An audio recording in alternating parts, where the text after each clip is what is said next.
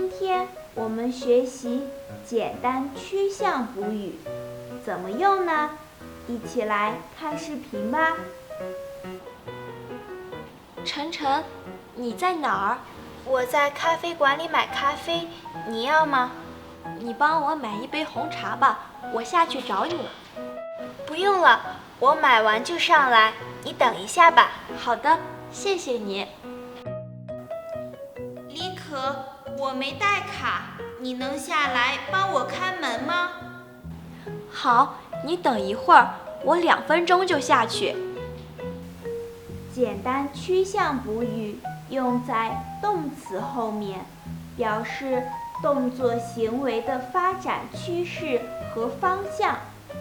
来表示朝着说话人的方向，比如我买完就上来。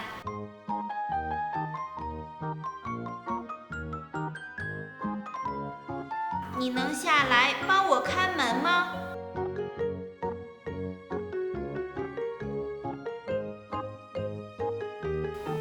去表示背离说话人的方向，比如我下去找你。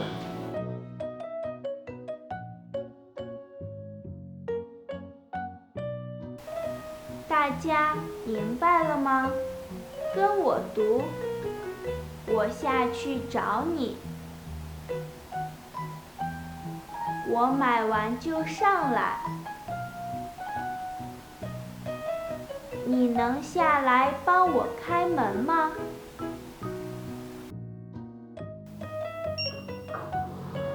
门开了，你进来吧。我们快上去吧。同学们，再见啦！